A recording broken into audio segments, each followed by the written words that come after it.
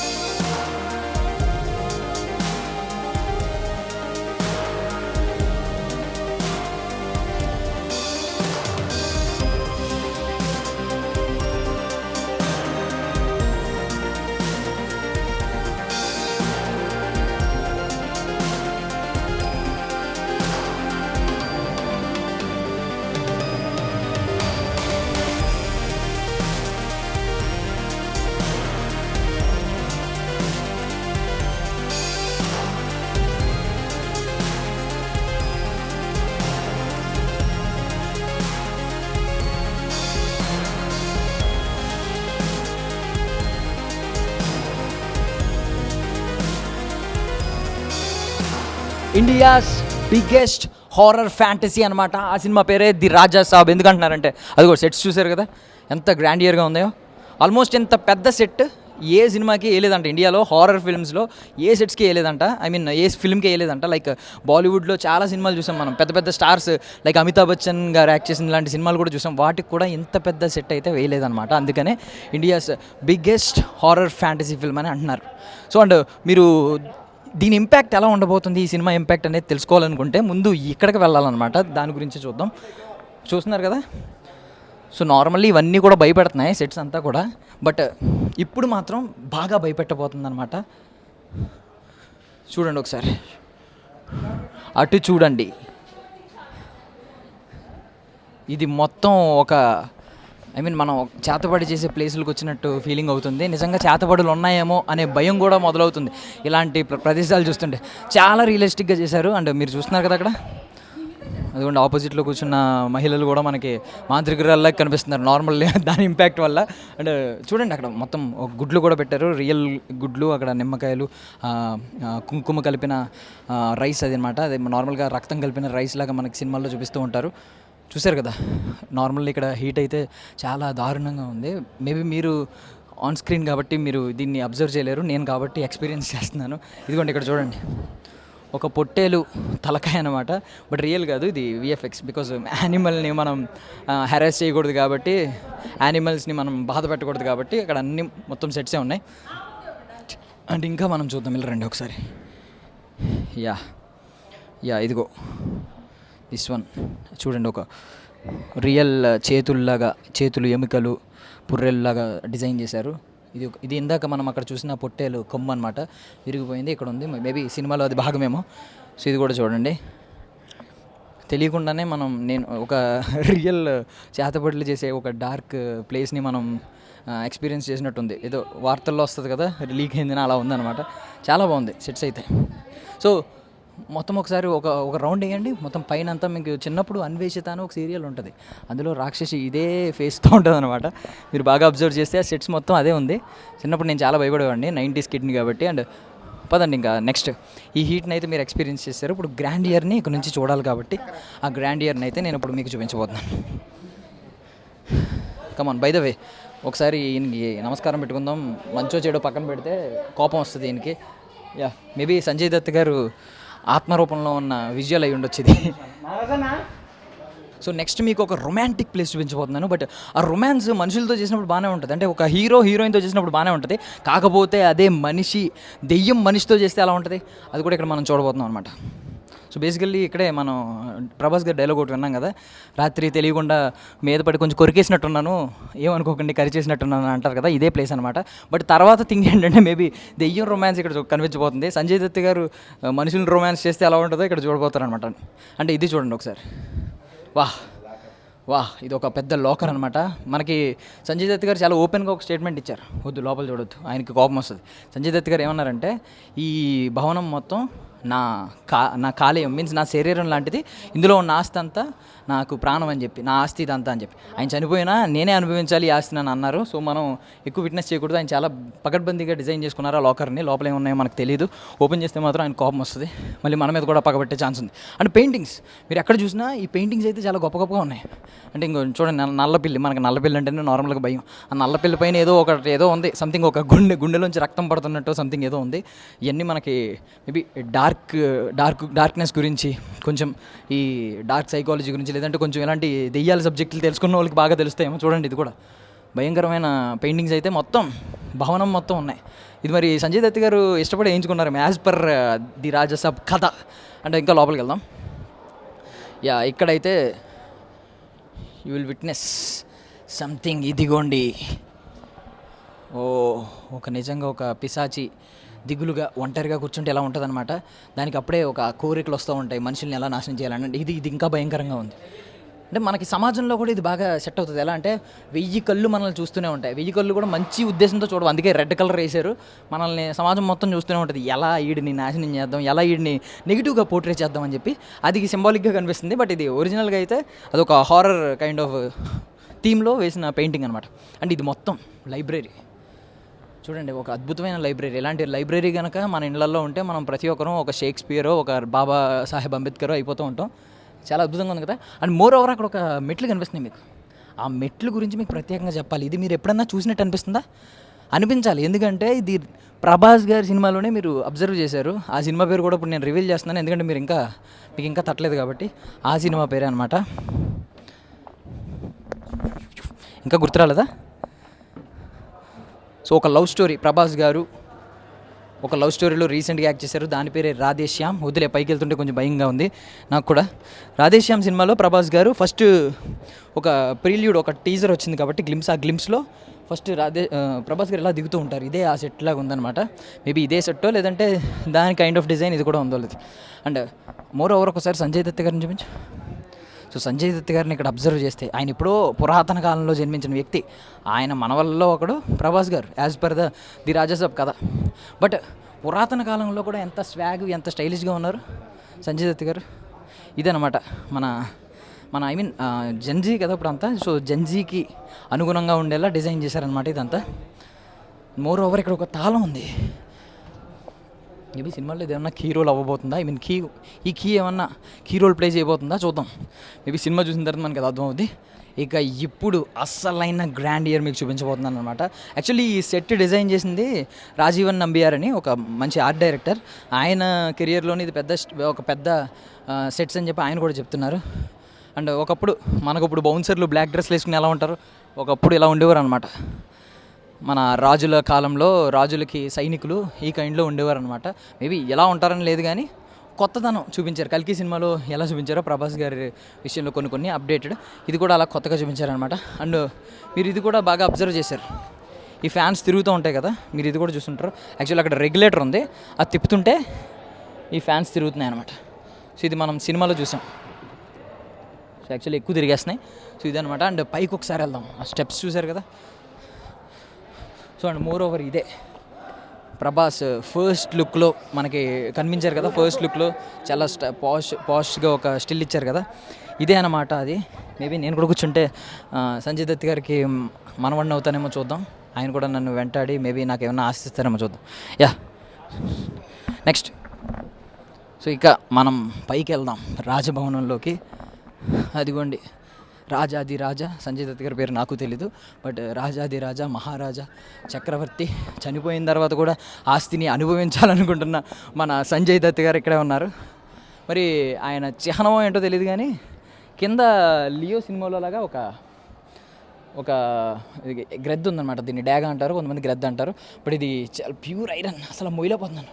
Oh my God, maybe ఇది stick చేస్తారేమో. నేను చాలా కష్టపడ్డాను దాన్ని లేపడానికి. ఎస్, ఇది కూడా చాలా బరువుగా ఉంది, బట్ గోల్డ్ కాదు, బ్రాంజ్. గోల్డ్ అయితే మనమే తీసుకెళ్ళిపోయేవాళ్ళం. ఎస్, చూడండి ఇవన్నీ వింటేజ్లో ఒకప్పుడు మన ఓల్డ్ ఆర్కిటెక్చర్ ఉండేది కదా ఇదంతా. అండ్ ఓల్డ్ అప్పుడు థింగ్స్ ఇలా ఉండేవన్నమాట, దీపపు కుందీలు, బికాజ్ అప్పుడు ఎలక్ట్రిసిటీ లేదు, బట్ ఇందులో ఎలక్ట్రిసిటీ కూడా ఉందనుకోండి. అండ్ సో ఇంకా మిగిలిన ప్యాలెస్ కూడా చూసేద్దాం. మై గాడ్, అడుగడుగున మర్రి చెట్టు. అంటే మర్రి చెట్టు యాక్చువల్లీ ఒకప్పుడు ఏంటంటే ఇలా భవనాల మధ్యలో మర్రి చెట్లు ఉండేవి. అంటే అందరికీ కాదు, కొన్ని భవనాలు ఏంటంటే పాడుబడిన భవనాలు అంటారు. వాటికి ఏంటంటే మధ్య చిన్న చిన్న రావి చెట్లు, మర్రి చెట్లు మొలిచి పెద్దగా అయిపోయి ఇంకా ఇలా ఓడలు ఏలాడుతూ ఉంటాయి అన్నమాట భవనాల్లో. ఇది కూడా అలాగే ఒక పురాతనబడిన మర్రి చెట్టు. అండ్ ఇదిగోండి ఇందాక మనం చూసినట్టే ఒకటి ఉంది ఇక్కడ చూడండి, అది ఒక బావి అనమాట. అక్కడ చూడండి మళ్ళీ క్షుద్ర పూజలు చేయడానికి ఇంకొక ప్లేస్ ఉంది ఇక్కడ. అక్కడ నిజంగానే ఒక ఎముకలు ఉన్నాయి. అక్కడ ఎవరో ఒక వ్యక్తి కూర్చుని దాన్ని ఏదో ఎక్స్పీరియన్స్ చేస్తున్నాడు. ఏ మంత్రాలు, ఓం బగబుగే భగిని భాగోదరి అని ఏదో చదువుతున్నాడు. మేబీ అతనికి కూడా ఏదైనా ఆ ప్రభావం వచ్చి రేపొద్దున్న అతని మీద కూడా ఏదైనా ఆత్మ, సంజయ్ దత్ గారి ఆత్మ లాంటిది ఏమైనా పడుతుందేమో చూద్దాం. అండ్ మోర్ ఓవర్ గోడల మీద చూడండి ఏదో ఒక లిపి రాసి ఉందన్నమాట. అది ఏంటి అసలు ఏ భాష అనేది మనకు తెలియదు. మేబీ సినిమా చూసిన తర్వాత, బట్ మన దగ్గర గూగుల్ కెమెరాల్లో గూగుల్ లెన్స్ ఉంది, దానిలోంచి మనం వెతకొచ్చు, కావాలనుకుంటే ట్రాన్స్లేటర్లో వెతకొచ్చు. బట్ నేను వెతికే అంత సాహసం చేయట్లేదు, ఎందుకంటే తర్వాత నన్ను ఆత్మ ఏదైనా వెంబడిస్తుందేమో అని భయం ఉంది.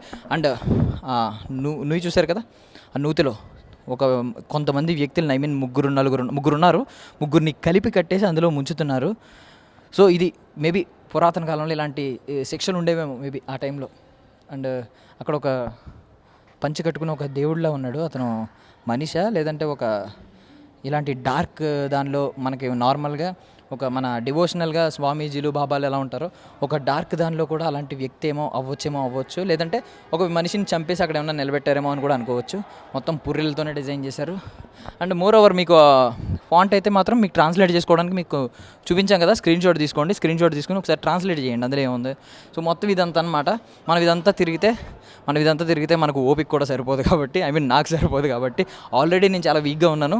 ఇప్పటికే దెయ్యం పట్టుద్ది మన భయంతో ఉన్నాను. ఇంకా వీక్ అయిపోతే ఖచ్చితంగా దెయ్యం పట్టుద్ది, పట్టకపోయినా నేనే పట్టినట్టు ఫీల్ అవుతాను కాబట్టి వెళ్ళిపోదాం. అన్న మనం నెక్స్ట్ సెగ్మెంట్కి వెళ్ళిపోతే, ప్రభాస్ గారు అనగానే మన అందరికీ గుర్తొచ్చేది ఏంటంటే, బికాజ్ ఆయన గురించి ప్రతి సెలబ్రిటీ చెప్పేది భోజనాలతో పెట్టి చంపేస్తారని చెప్పి. మనకి డార్లింగ్ సినిమాలో ఒక క్యారెక్టర్ ఉంటుంది, బాబు తిన్నావా అని చెప్పి. ప్రభాస్ గారు ఒరిజినల్ క్యారెక్టర్ అదే అనమాట, బాబు తిన్నారా అని చెప్పి. మధ్యాహ్నం క్యారేజీలు ఇంటి నుంచి పంపిస్తూ ఉంటారు. భీమవరం ఫుడ్ అంతా ఇక్కడే ఉంటుంది. సో అందుకే ఎంత పెద్ద టేబుల్ అరేంజ్ చేశారనమాట. మేబీ నాకు తెలిసినంత వరకు cinema shooting, I mean cut చెప్పిన తర్వాత షూటింగ్ అంతా ఇక్కడే కూర్చుని పైన ఒక క్లాత్ వేసి దీన్ని డిస్టర్బ్ చేయకుండా అందరూ కూర్చొని నవ్వుతూ తిని ఉంటారు. నాకు తెలిసి అట్లీస్ట్ షూట్ ఎండ్ అయిపోయిన తర్వాత అయినా దీని మీద తిని ఉంటారేమో అనిపిస్తుంది. చాలా బాగుంది కదా. ఒకప్పుడు రాజులు దానిలో ఎలా ఉండేదన్నమాట, మనకి మల్లేశ్వరి సినిమాలో చెప్తాడు కదా, అక్కడ నెయ్యి అక్కడ పప్పు ఉంటుంది, నెయ్యి తెచ్చుకోవాలంటే ఆ చివరికి వెళ్ళాలి, నెక్స్ట్ టైం వచ్చినప్పుడు అటువైపు కూర్చుంటా అని వెంకటేష్ గారు కామెడీ చేస్తారు కదా, సేమ్ ఆ కైండ్ ఆఫ్ టేబుల్ ఉందన్నమాట. ఒక పెద్ద టేబుల్. మేబీ రాజుల కాలంలో ఒక 10 మంది 15 మంది 20 మంది కలిసి తినేవారేమో ఇలాగ. ఇక మనం ఫుడ్ ఐటమ్స్ చూసాం, మరి ఫుడ్ ఎక్కడ తయారవుద్ది? కిచెన్లోనే కదా. సో అంత మంచి ఫుడ్ ఐటమ్స్ తయారు చేయడానికి కిచెన్ కూడా బాగుండాలి కాబట్టి ఇదిగోండి ఇదంతా కిచెన్ అనమాట.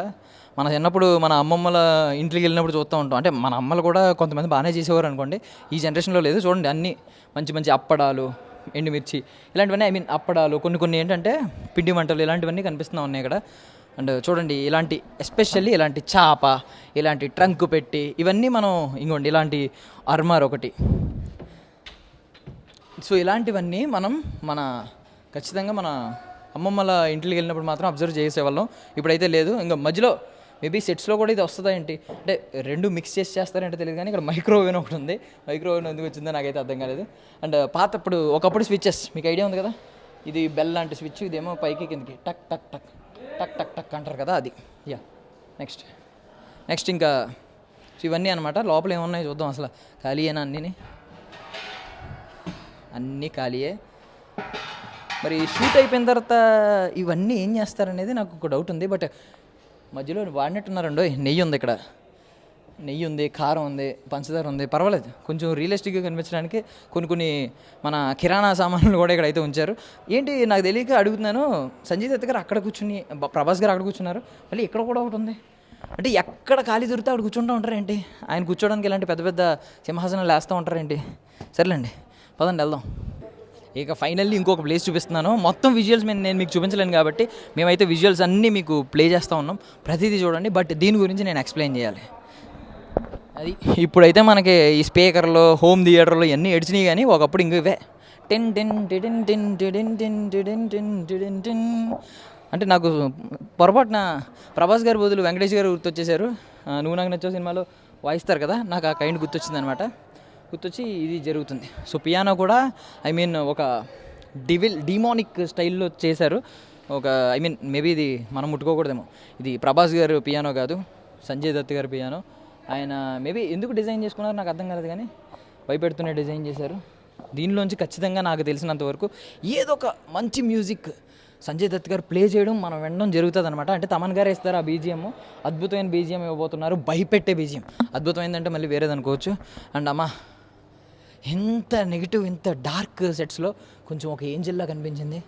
Thank you so much. కొంచెం నీ వెలుగు చూసిన తర్వాత కొంచెం నాకు భయం పోయింది అనమాట, భయం తగ్గింది, కొంచెం పాజిటివిటీ వచ్చింది. Thank you so much. But Angel చేతిలో వెలుగుంది, మేబీ ల్యాంప్.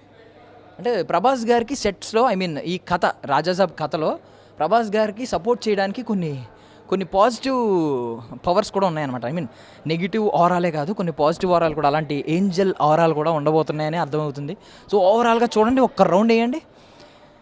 అమ్మా, 2 కళ్ళు చాలా అన్నారు, చుట్టూ ఒక 10 కళ్ళు ఉన్నా కూడా సెట్స్లో ఏదో ఒక భాగం మన కంటికి అందకుండా మిగిలిపోయేలా ఉందన్నమాట.